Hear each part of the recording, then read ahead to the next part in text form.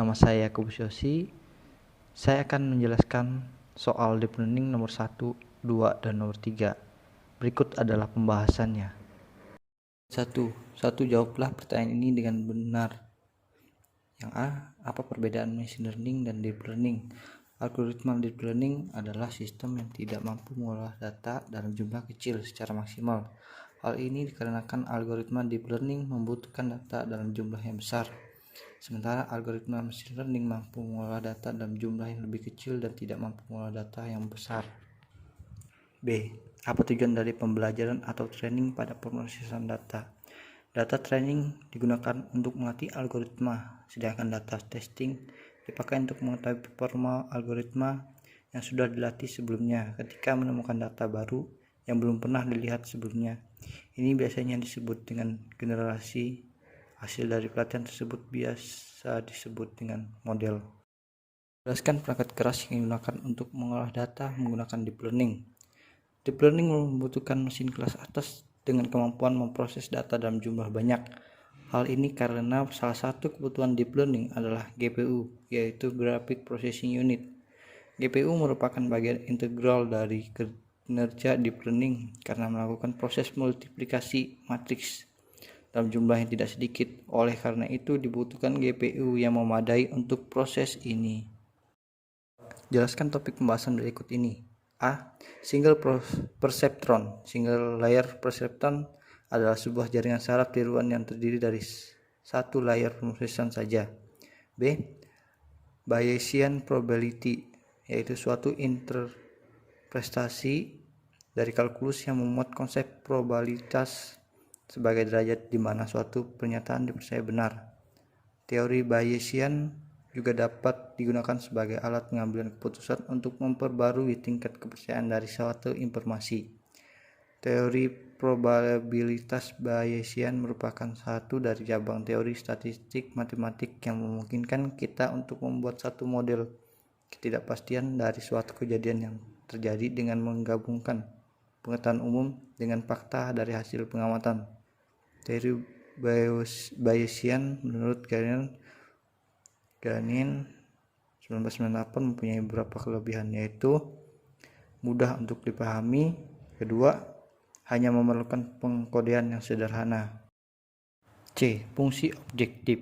Fungsi objektif adalah istilah paling umum untuk fungsi apapun yang Anda optimalkan selama pelatihan. Misalnya, kemungkinan menghasilkan pelatihan yang ditetapkan dalam pendekatan kemungkinan maksimum adalah fungsi objektif yang terdefinisi dengan baik. Tetapi itu bukan fungsi kerugian atau fungsi biaya. Namun Anda dapat mendefinisikan fungsi biaya setara. Fungsi kerugian adalah bagian dari fungsi biaya yang merupakan jenis fungsi objektif. Lokal minima. Dalam local point of view, steepest gradient descent adalah cara tercepat menuju titik terendah, tetapi tidak pada global point of view. Kita dapat macet atau berhenti ketika sudah sampai pada lokal minima, yaitu nilai minimum pada suatu daerah lokal saja. Nomor 3, jelaskan mengenai convolution neural network berdasarkan A. Konsep kerja CNN. Convolution neural network ini adalah jenis jaringan saraf yang mendominasi berbagai tugas fisik komputer dan telah menarik perhatian di berbagai bidang.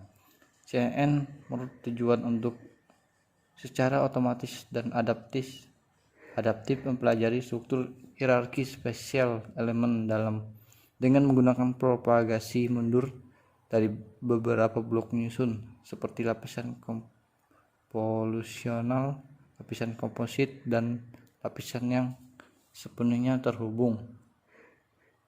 CNN adalah konstruksi matematis biasanya terdiri dari 3 jenis lapisan atau blok penyusun: lapisan konvolusional, lapisan sambungan, dan lapisan yang sepenuhnya terhubung.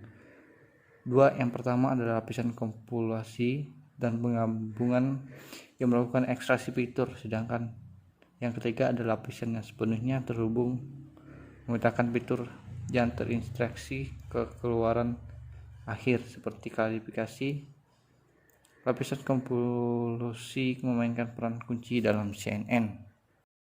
Tujuan kompilasi pada data citra. Kompilasi adalah suatu istilah matematis yang berarti mengaplikasikan sebuah fungsi pada output fungsi lain secara berulang.